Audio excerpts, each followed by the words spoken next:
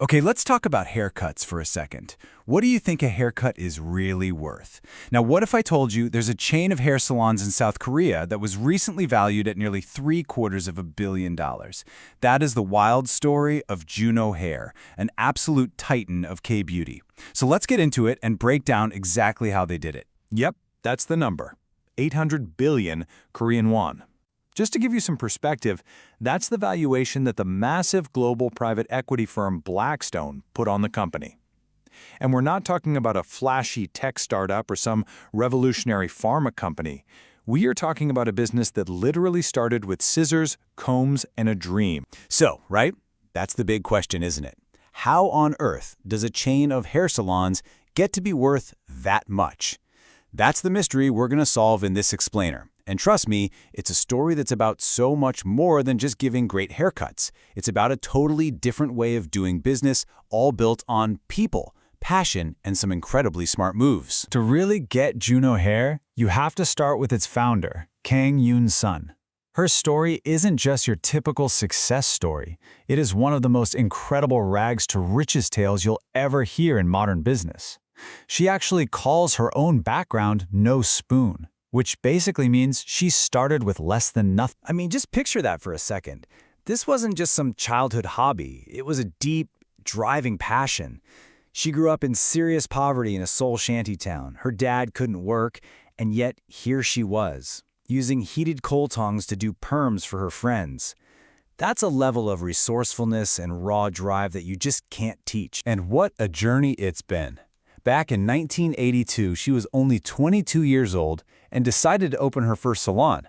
Her starting capital wasn't from savings, it was a $500,000 debt from a high-interest loan shark.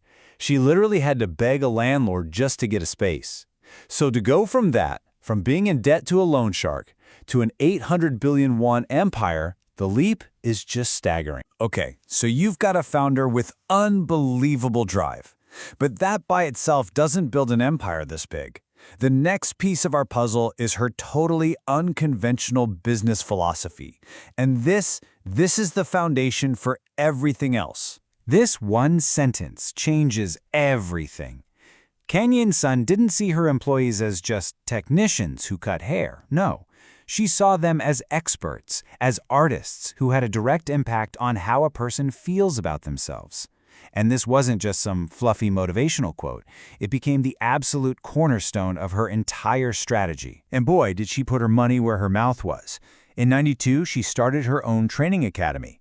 Then a year later, and get this, she secretly sold her own family's home to send 19 of her staff to train at the world-famous Vidal Sassoon Academy in London. Who does that? She also decided against a typical franchise model. Instead, she created a system where her loyal senior stylists could become direct owners, sharing up to 40% of their salon's profits. So, did all that actually work? Well, the numbers pretty much speak for themselves.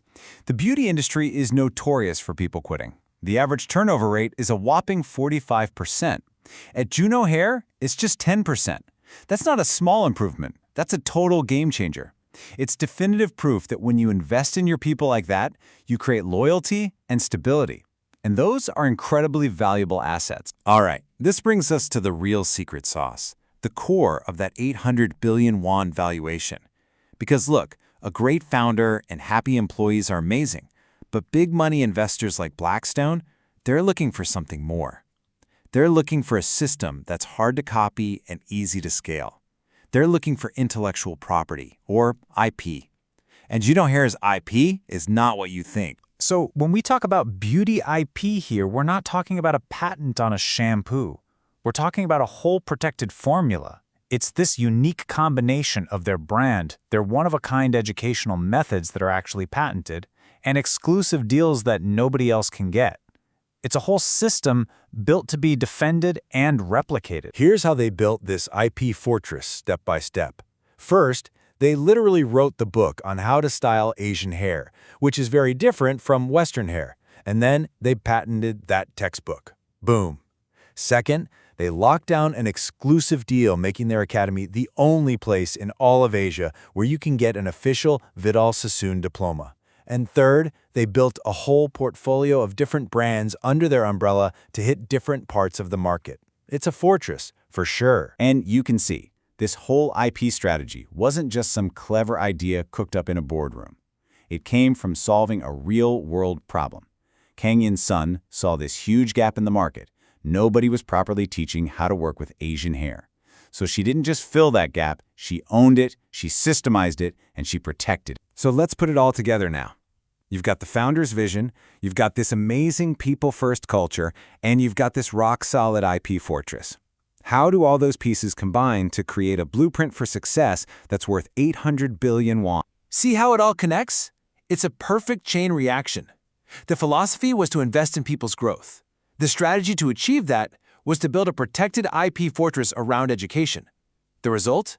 That massive valuation. The philosophy was to treat employees like partners. The strategy? A direct ownership model with great incentives. The result? The lowest turnover rate in the entire industry. It's a beautiful, repeatable system that's totally ready for global expansion. When you get right down to it, the value of Juno Hair doesn't come from just one thing. It's a kind of alchemy, a mix of these three huge pillars. You have the founder's unstoppable vision and drive. You have the radical people-first system she created. And you have the incredibly smart, defensible IP fortress that locks it all in. If you take away any one of those pieces, the whole thing is worth so much less. And that kind of leaves us with one final thought. Juno Hair took things that most businesses just see as overhead or soft skills, things like employee training, company culture, how you teach things, and they turned them into a patented, protected, billion-dollar formula. It really makes you wonder, doesn't it? What are the invisible assets in your world, in your own work or industry?